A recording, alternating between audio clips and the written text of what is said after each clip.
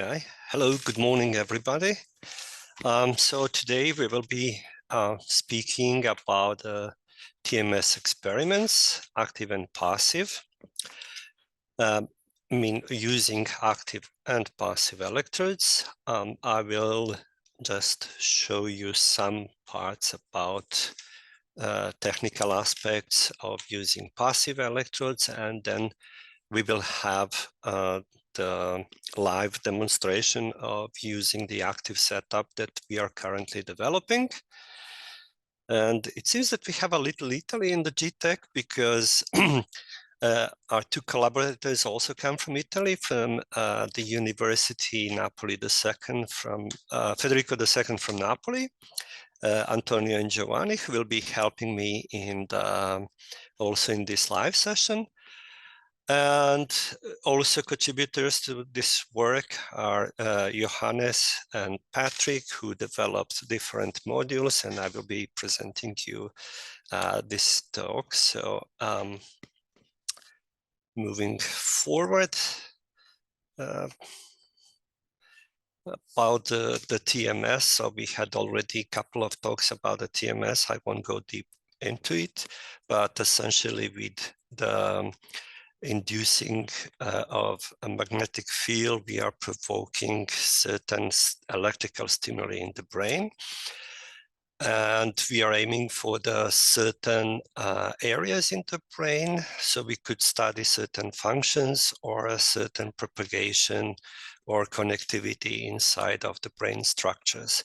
We could use a different coils. The most popular one is definitely this 8 shape, also called as a butterfly, because it allows you to aim a bit better the target inside the brain. And why do we combine the EEG and TMS? You probably had the opportunity as to assist. If not, then you could watch it on the YouTube, couple of talks that would approach that. So in the very beginning, the studies were mostly about ERPs, but lately the researchers are more interested of the propagation and connectivity inside the brain.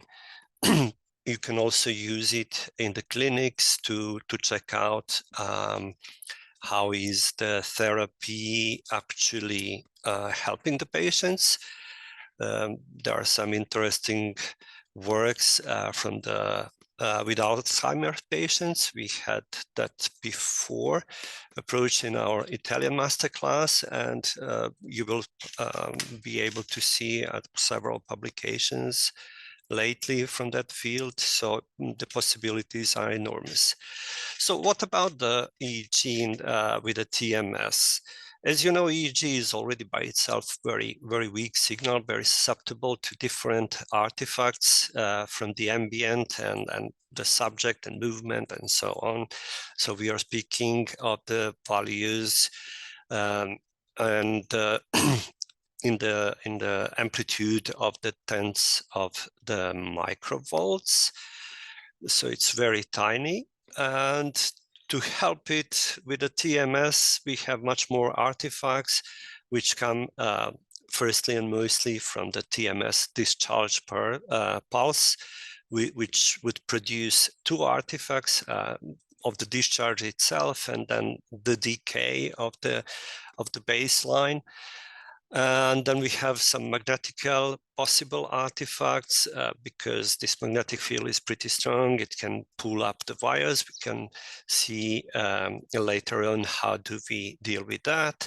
Then there are some possible physiological artifacts like muscle contractions, for instance. There are large muscles on the head that could be contracted by the magnetic field, and also there is the auditory evoked potential produced by this stack. There are also some strategies to fight against it, although there are some researchers who are saying it's not really that much effective, but certainly there is some effect to it.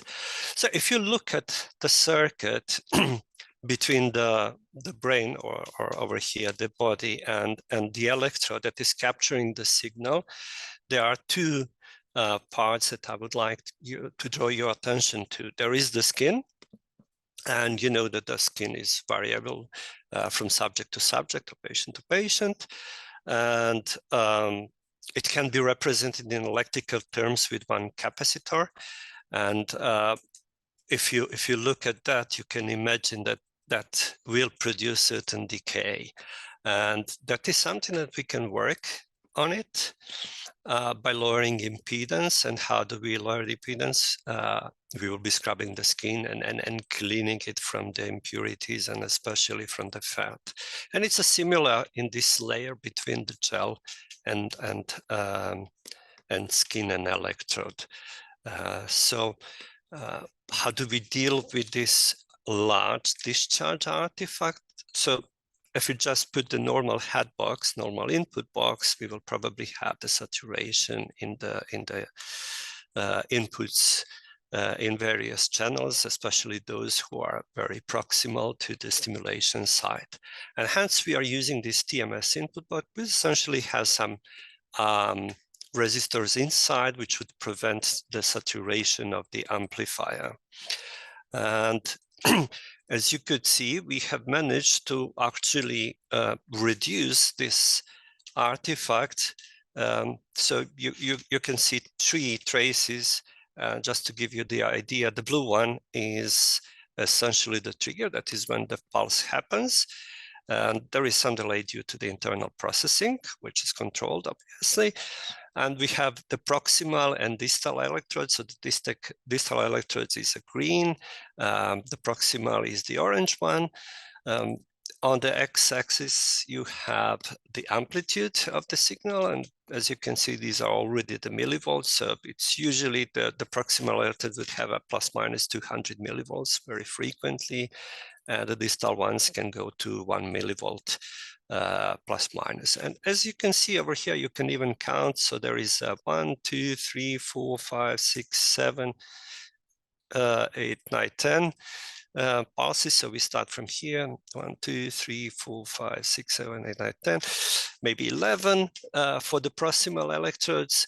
So on the very high frequencies of 9,600 hertz sample rate, that represents 1.15 milliseconds. So it's very, very short, and it allows researchers to study very short log epoch potentials. And this was obtained in Brescia, but we also have very, very similar, not to say identical results in other centers as well.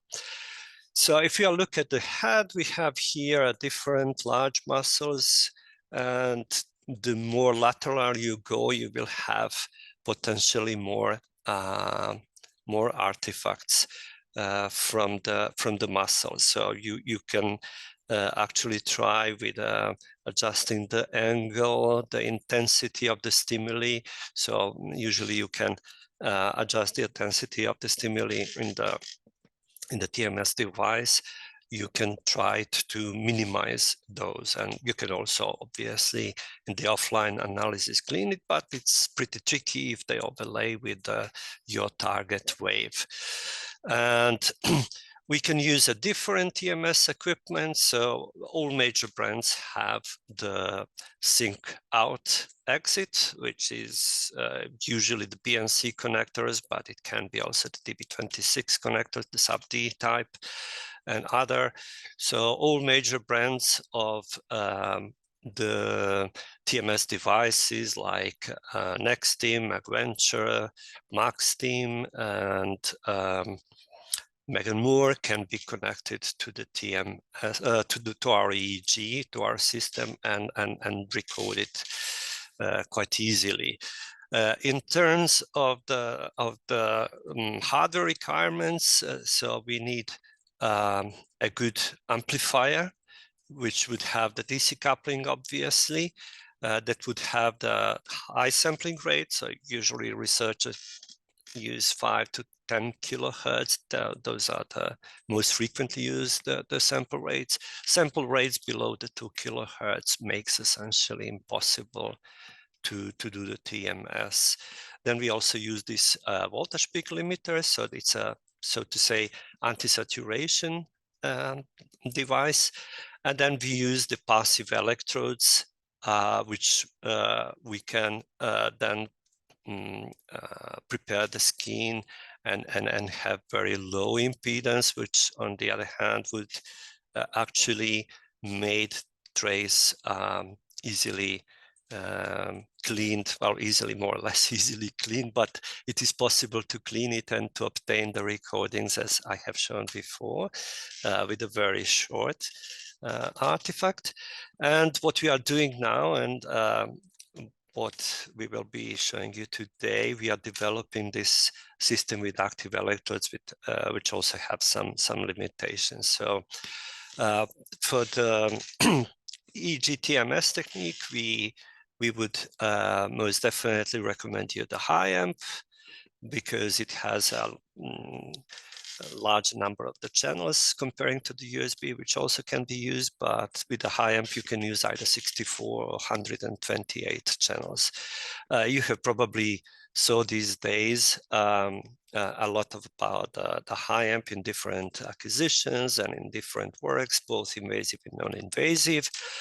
And it's important to say that you can have a very high sample range, up to 40 kilohertz. Actually, internally, we do sample rate in the ADC with 614 kilohertz, and then we downsample and do some anti-aliasing. So we get a very precise and still very comfortable to read EEG. Usually the researchers with a passive system, they use these very thin electrodes. So the height of these electrodes is 3 millimeters. They are the silver chloride ones.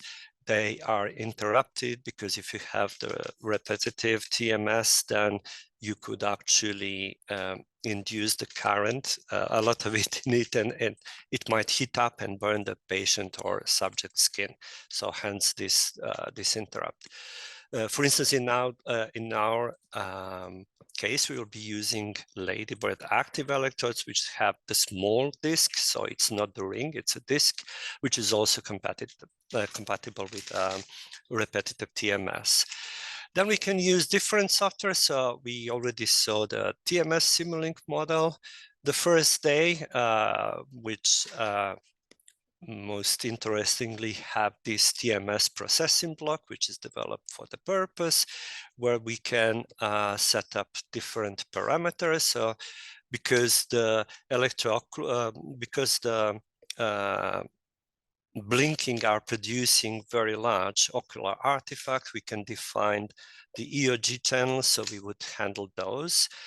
And also some parameters regarding the threshold for it. Obviously, we have to adjust the sample rate and also the window time base for the analysis. You can also use our G recorder, so that is what we will be using today. It's very easy, user-friendly, very simple. It has a bit less capability. So for instance, if you want to do the closed loop circuit, you should be using the HISIS. And in terms of the workflow, what should you do in the experiment like this? So you have to prepare the equipment and link the trigger. So there is a cable that goes from behind the equipment to the input of the amplifier. Then you have to prepare the patient and scrub the skin thoroughly to get a very low impedance.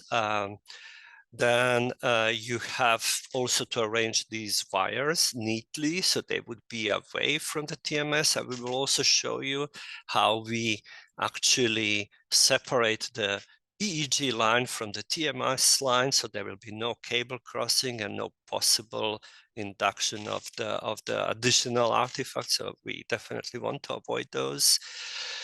And over here is the illustration. So this is the trigger cable to connect to the back of the TMS device. And then it is linked here to the either first or the second digital input. So the high amp has two of them. Some users are used on the first, some on the second, depends on the paradigms that they are using. And over here also we have a very good image, very good illustration of how one should arrange the wires. So you can see they have the left hemisphere wires going from the left side and one from the right side. And then because they are all bonded together, they are actually fixed close to the subject, and they don't get in the way to the coil. If they would be spread all around the way, then that is the halfway to inducing the artifacts. So this is the part of the circuit that we already have addressed before, and how you should prepare. So I made a small film at Ospedale Sacco. They're very kind to allow me. It's a very good center, and over here you see that the first step is to move away hair laces. So you want to see the scalp. You want to see the portions of scalp because she will be now scrubbing with abrasive products. So there are different products, New Prep, Skin Pure, etc. They are like a sand. So when you scrub it a bit, it's a slightly discomfortable, but it will take all of the fat away from that skin. As you have seen, in this case, the technician is a lady, so she had a very little space to work with. So this portion, this area of the scalp is cleaned. And you will notice now how this tip of the syringe is actually in the air, because if she puts it down, then there is the possibility of gel to spread around. And if it's spread around over here, the scalp was not clean, and over here you would have the higher impedance. So you see, she will just spread the gel, and it's a really small quantity. So she spread the gel, look, just over the area that was prepared. That's very important. That's a crucial step. And because you see, you need some precision, etc., and you have a lot of electrodes, this process does take a lot time, usually about 40 to 45 minutes for 64 electrodes. So the whole preparation time would be approximately 1 hour. And this is just to illustrate. So when you do the scrubbing and preparation, the impedance is also lowering in the time on the skin. So you should always allow 3 minutes before you start the recording of the EEG. Another important thing is the coil positioning. So that was already approached yesterday, and in the interest of time, I will jump this a bit. I will just play you this video. So we have here prepared a few target points. So you can see this target point is set. We have actually some reference points, some sensors on the coil itself, and you see the coil will be represented with this cylinder, and there is a distance from the target. So this is a bit older, the older never navigation video that I have, that I filmed in 2006. Modern systems also allow you, especially the next team, to adjust the the angle, the orientation of the coil over the head. So it's very important to be at the right spot, otherwise you will not get the signals you want to record. And another thing, coil has to be very, very close to the electrodes, practically touching them, very close to the scalp. Hence, we use these 3 millimeter thin, 3 millimeter thick, or rather thin electrodes from EasyCap. And with our active system, currently we have the one that is a bit thicker, but I will address that as well. This is just to remind you from the yesterday's talks about how the angle, the position, and intensity influence, and the orientation influence the result. Also, it is important to notice that reproducibility is also crucial. So when you do your studies, you should be able to record the same thing or at least very, very similar in the same day, in the afternoon, for instance, if you're doing the study in the morning like we do, or or after a week and at a point of time. So and, the software-wise, there is also another product which is, I believe, 3-axis. I'm not sure. That's again Ospedale Sacco that they make this real-time TEP.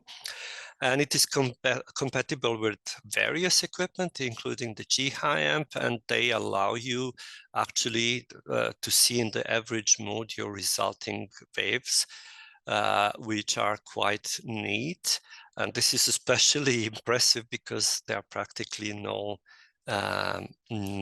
filtering, at least not in the classical sense that we use in the raw data EEG. And obviously more averages you perform, the cleaner the trace it is. And similarly, for our active electrode setup, we are still developing. So our colleague Johannes is actually doing that. So he has developed a relatively similar interface because both of these solutions are based on the MATLAB and MATLAB Simulink. So you can see that we are also, and this is very important, able to measure the latency of the signal and the amplitude. And then you want to see if the signal is higher and shorter at the site or proximal to the stimulation site, and it should be lower, like we see over here at the distal electrodes. And some electrodes might have some noise. If you have especially 128 channels, there are already a few of them that are not good, especially these posterior ones and posterior lateral ones, because caps are like a generic, so they don't fit very well to every single subject. And at the end, I just want to show you that we are now investigating the usage of the very thin active electrodes. So this is a bit older design that we have that we want to adapt and further develop for the active TMS. And with this, I have reached actually the point where we are going to do the live demonstration. So Giovanni will now take over. So if you switch your camera on, Giovanni, please. Thank you. And I will mute myself.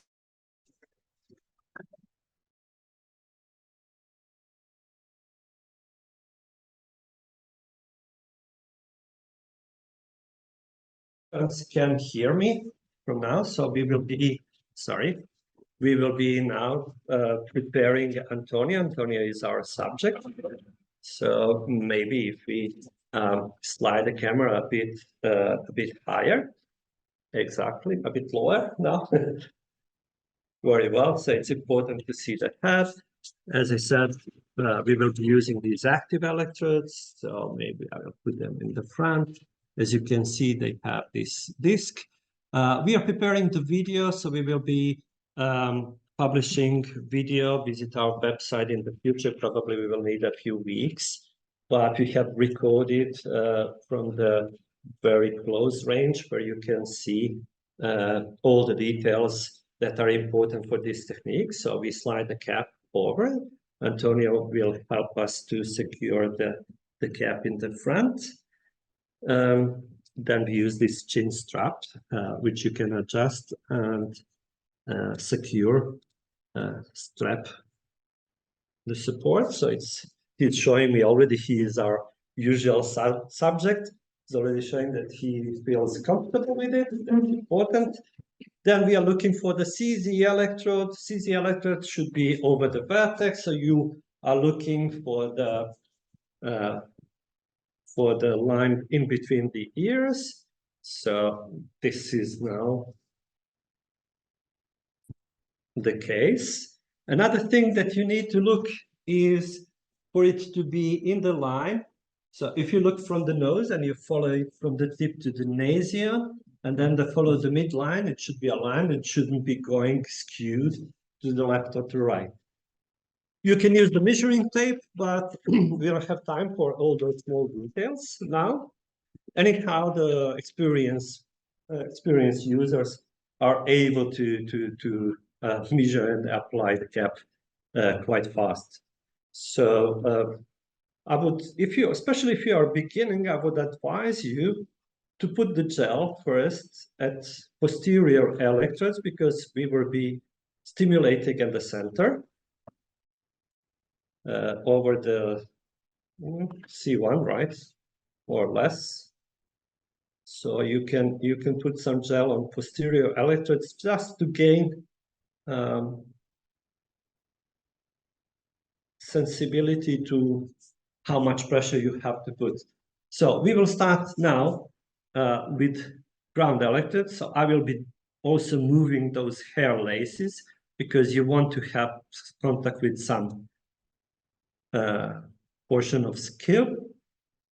Okay, so this is a bit more. What is very important is for gel to be just over the top. Always have a tissue close. I have it, so you can take the excess of gel from. And then we will apply it to the reference electrode, which is central in our case. Okay, very good. And then we go with the frontopolar electrodes. So it's very important to put it over the top, but up to the top, but not over the top. That is what I wanted to say. Now we're going for the anterior frontal line. And you can see I can do this relatively fast. You don't want to do this very, very fast, because then you are prone to mistakes or to skip the electrodes and so on. In the meantime, Giovanni will launch the G recorder. That is user-friendly program that we use recordings, and then we will check the impedance. And as you remember, we were saying that we are using the TMS input box, which has that anti-saturation protection or anti-saturation circuit. So there is a box that we think, this one here. So the system would know that we are using that box. Also, you can see I was practicing on these posterior electrodes. They're already green. And you could notice that the frontal electrodes are yellowish and greenish. So with the time, the impedance is going down. So you essentially continue all the way in. And with the time, they will probably all go to be, you aim to have as homogeneous measurements as you can.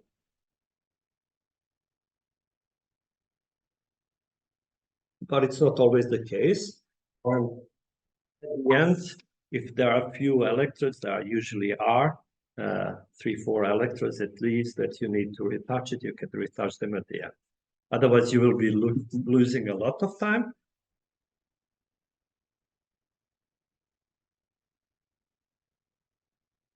So we are finishing the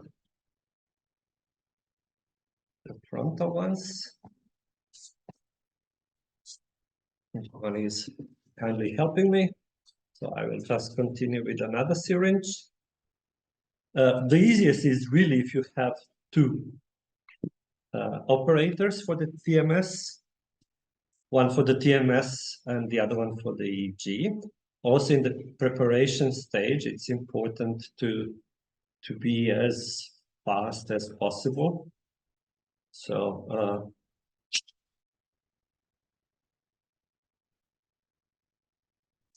two operators can definitely do more than one, and then you will require less time. So because I'm explaining a bit and going slowly, so you would see this will probably take around 15 minutes, but it can be done in 10. Theoretically, you could do it in 5, but I would advise you not to, because as I say, the faster you go, then you are prone to errors.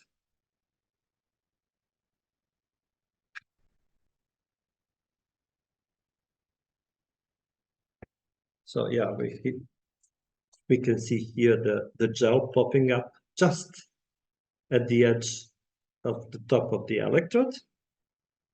And that is our objective, because the electrode is pretty high itself. In this casing, in this plastic casing, there is some electronics, so hence these are the active electrodes.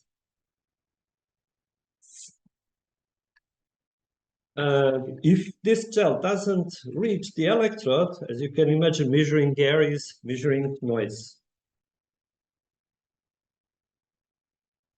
So I spent, again, the syringe. You probably will probably need a bit more than one syringe of gel for 64 channels, because we are not monitoring auricular channels, A1 and A2. Over here in this setup, we will be using 62 electrodes. Okay. So we are now already going to posterior ones.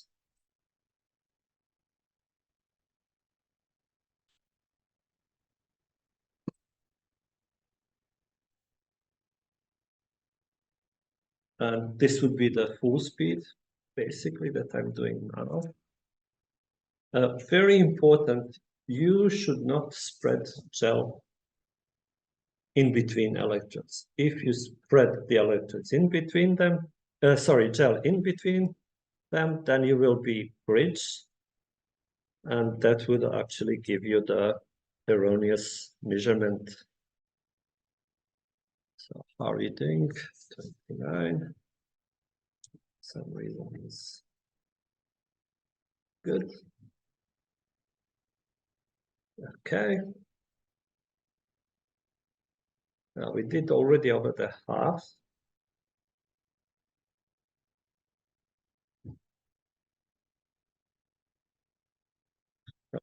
There is a bit of gel that slipped away at the side. So you pick up the tissue, because you don't want to put in wires, etc. And you can dry it.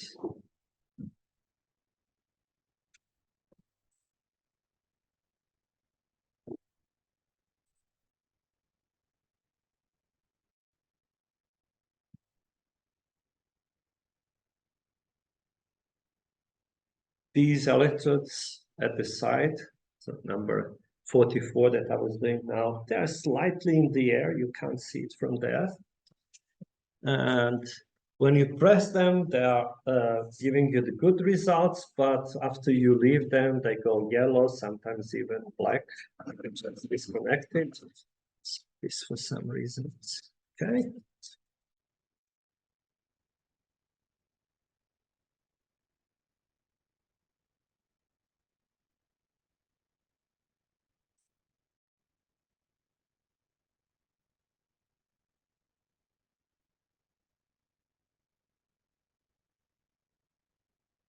And we are now doing the occipital channels, so these are the last three ones. So we can see that that is probably F7. I can't see it very well from here. It's a good, we are using now the laptop because we are in the conference room, so it's not easy to see. Yes, it's F7 and sorry, it's F8 and F6.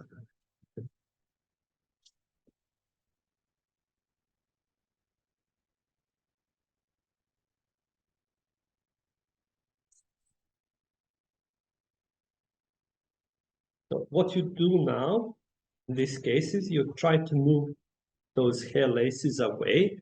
You notice that I didn't eject any gel. So the number 15 is okay already, and 18 not yet. So 18 will be relatively close to our target, and we want to have a good signal there. So we will apply some more gel perhaps. And as I said, if it runs over the top, you just pick it up. And now you can see that we have a very good impedances. They are not perfect, but they are good enough. Also over here, you can measure the real impedance value in the kilo ohms. So over here we have a scale. And as you can see, perhaps we have a few. So this one we didn't manage to really improve that much. But it might be acceptable. We're usually aiming below the 50 or around the 50. So let's say that we are happy with this now. We will stop the measurement and close it. What is also very interesting in our system, in the G recorder folder, sorry, I will open the other one, not to. There is the impedance measurement folder, and in it we have, you see, today's date, 9/39. We have stored all the values. So sometimes this is interesting to know. So we have a list of all electrodes and the values of the impedance. We have the serial number of the device, and we have a timestamp of the measurement. So we are happy with this. We close it, and now we're going to the signal. In the meantime, Giovanni will actually put the coil and prepare the TMS stimulation. We were using what, 65% intensity?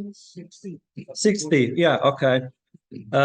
So we use a bit more intensity in this case. Why? Because these electrodes are thicker than the electrodes, than the passive ones. So we need a bit more intensity to achieve the same or similar result. Because our reference is the frontal one, if you look below this yellow electrode in the front, there is the black one, that's our reference, and it's very close to the eye. So every time Antonio blinks, we have the blinks. We can put here a bit less channels.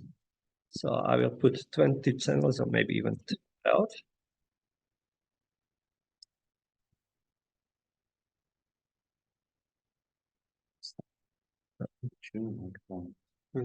Where is the lock is here? Okay. So when I press enter, now we have less channels, and I will slide it down. Antonio will close his eyes now.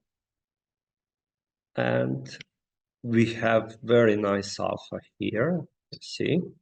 So when he opened the eyes, it will disappear, obviously. There will be the blinking artifact.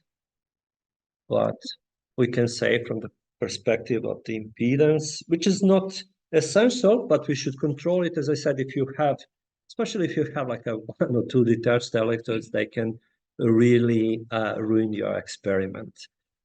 So with a minimal effort, we have a good trace. Then we will now record it like that. Yeah, Antonio. Okay, so we can change the name.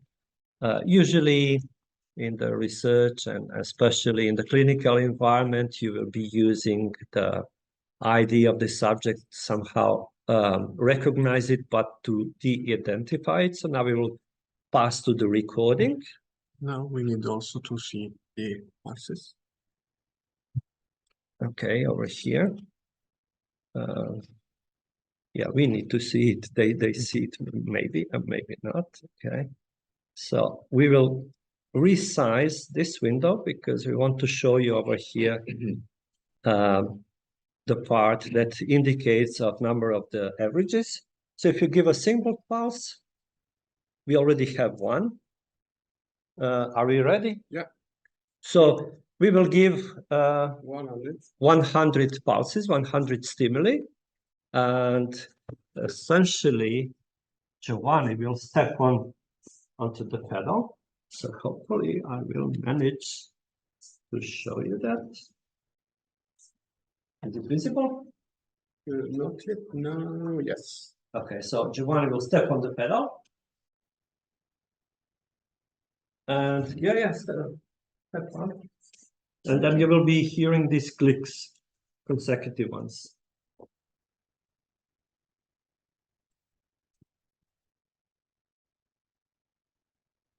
So hopefully you hear this click, click, click, click. So one thing over here, because these are the active electrodes, there is a very large decay, very large artifact. This is the downside of the active setup. First 10 milliseconds, we cannot see, we cannot clean. So at least you are looking to see that you have something that resembles to the trace. You can try. Sometimes it is possible, but you need a really optimal conditions for that. You can zoom in and see contours of the response. It is never good because of this large decay. And as you can see, the decay goes well beyond 100 milliseconds, while it is 1/10 of that in the passive setup. And essentially over here, we now are looking to finish with these 100 pulses. We are already 75. So as you can see, Antonio is very well behaved subject. Please don't laugh. And he's relaxed.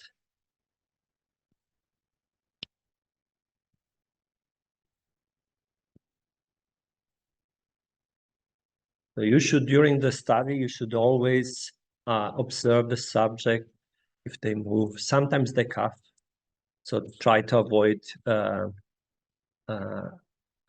starting the study with people who are perhaps cold and who would be coughing or who have allergy and they are sneezing, etc. Okay, so now we have finished. I will let Giovanni do the processing.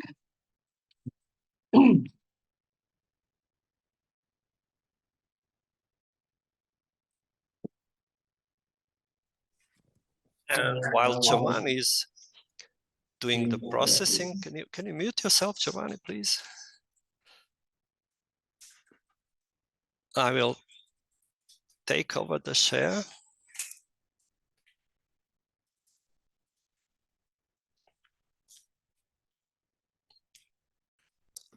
And just to remind you that we are looking for something that is similar to this.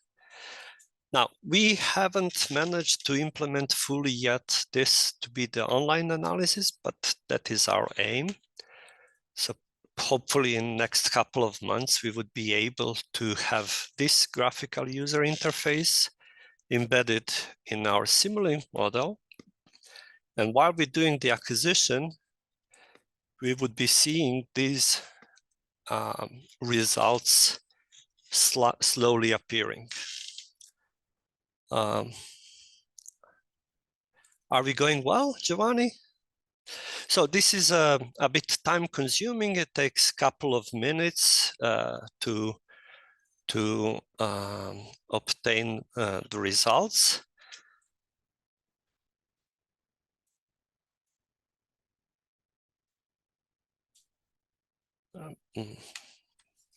Okay, you can take the share back on, please.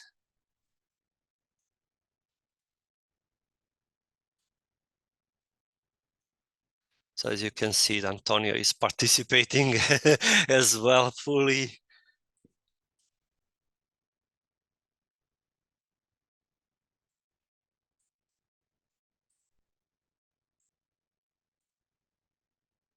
Okay, so as you see, because it is offline analysis, we are now running the script.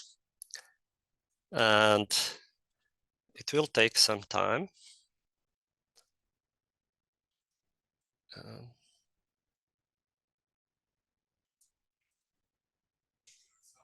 Okay.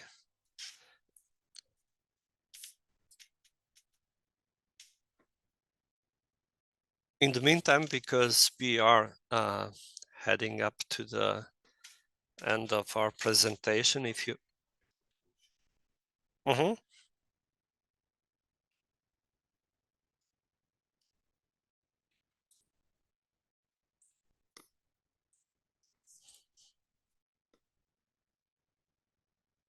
Very well. So as you see, for the time being, as we already see that FP1, we have a good result. There was one noisy channel. You can see the F3, F1, they already have this this P60 way. C1, CZ, very nice.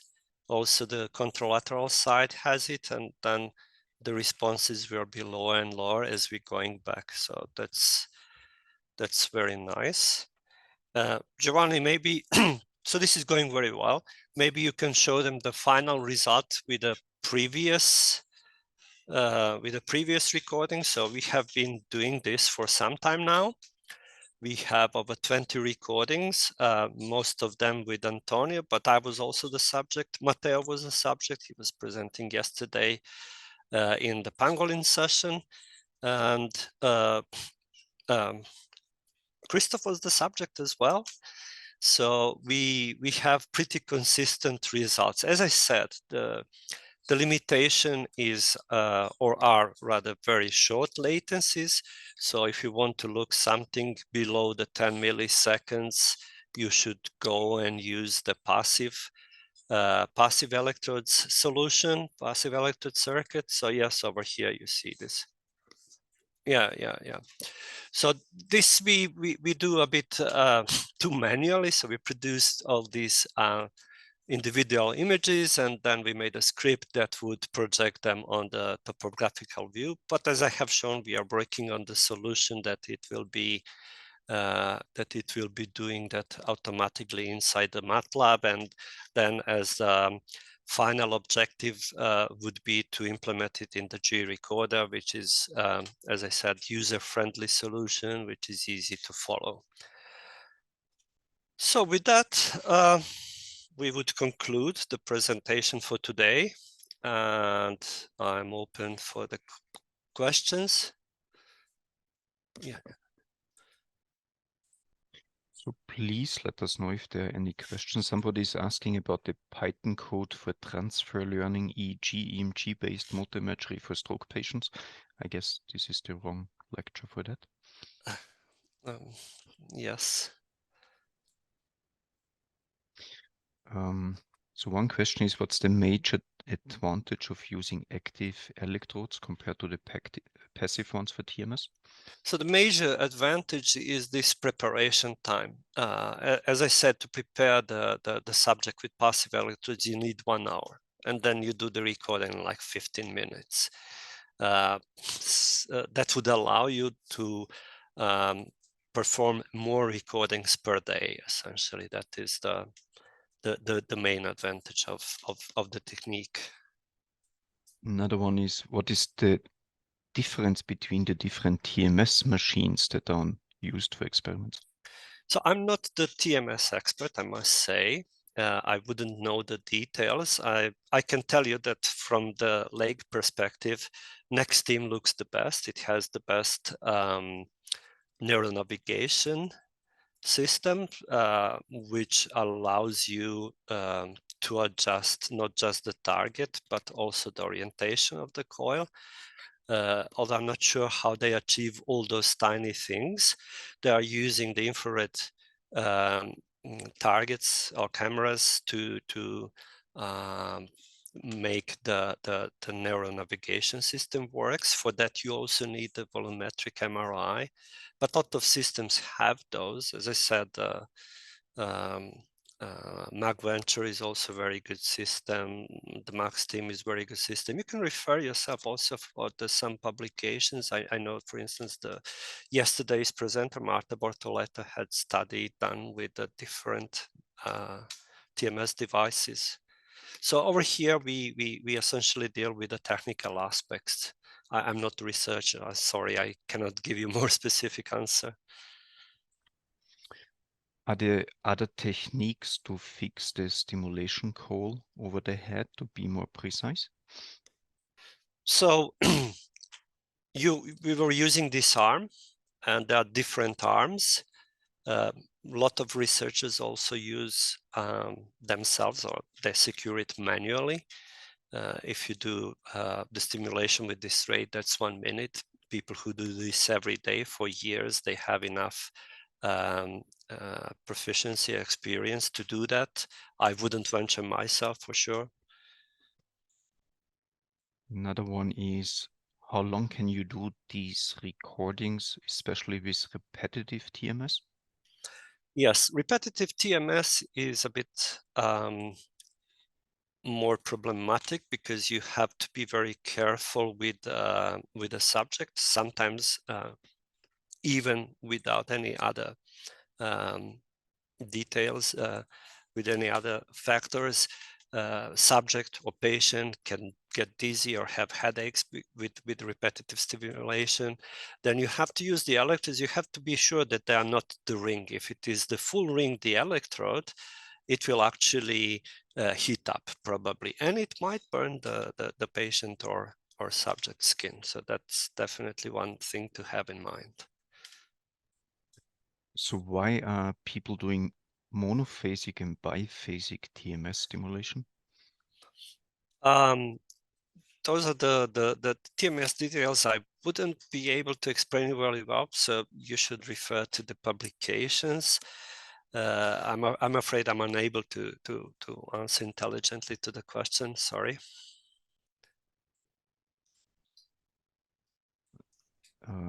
Kinshuk is asking why the TMS peaks at different ppms?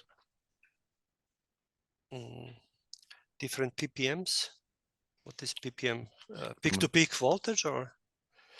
Yeah, so if you are close to the coil, obviously the amplitude will be higher.